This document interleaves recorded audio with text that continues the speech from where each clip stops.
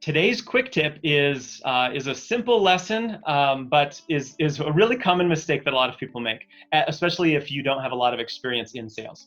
The lesson here is ask, don't tell.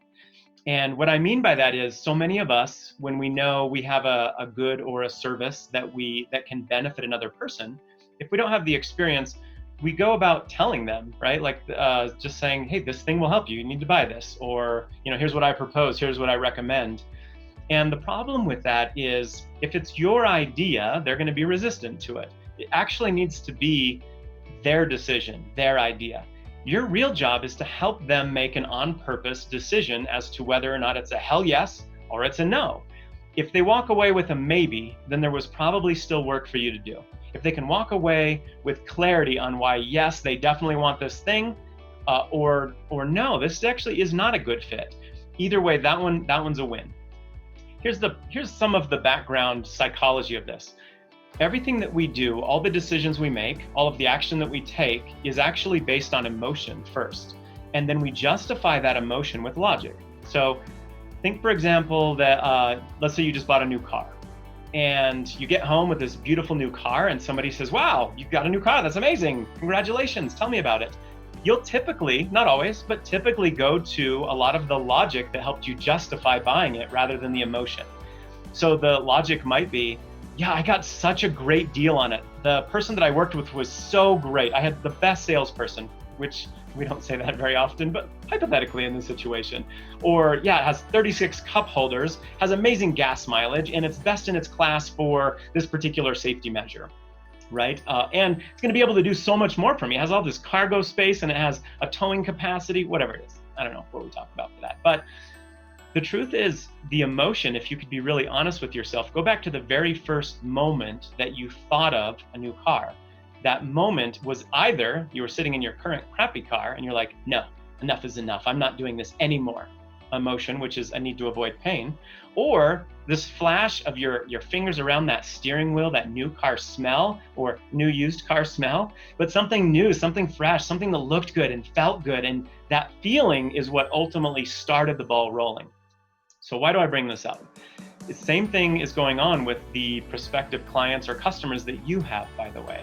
They're in that moment where they don't know if it's going to be yes or no, more often than not. And your job, it might feel initially, is to convince them to buy.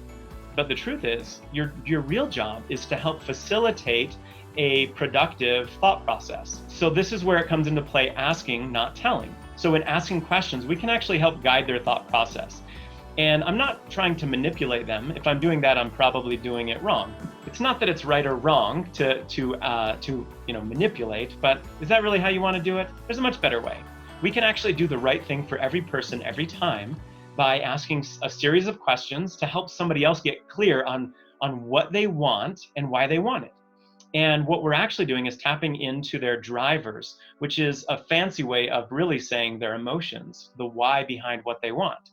So I've mentioned this before, but to get into the emotions, you might ask them questions around what pain they've experienced by not having this in their life, if that's appropriate. Let's say you're a coach and they're coming to you, it's most likely to get out of pain rather than to get into pleasure, more often than not. And so getting really clear on that, like what's been going on? What has been the pain? What does that cost you so far? And if you keep playing this out and you don't resolve this, what does that look like down the road? Let's say 1 year, 3 years, 5 years from now. What does your life look like then if you don't get this right? You're really helping them see the pain and pleasure of what it is that you have to offer. Now, at the end of the conversation, when you propose how to solve their problem with whatever your service, good or service is, now it's completely in their court. Whether or not it's a hell yes or a no, it's okay either way, but if you can get to the hell yes or the no, then you've won in my mind. So to reiterate, ask, don't tell, and really start asking questions around their emotions and see what happens. If you haven't done it already, please do click the subscribe button down below, click a like or a dislike, throw me some comments, let me know if there's anything specific that you want me to talk about in the future as well. And until then, we'll see you soon.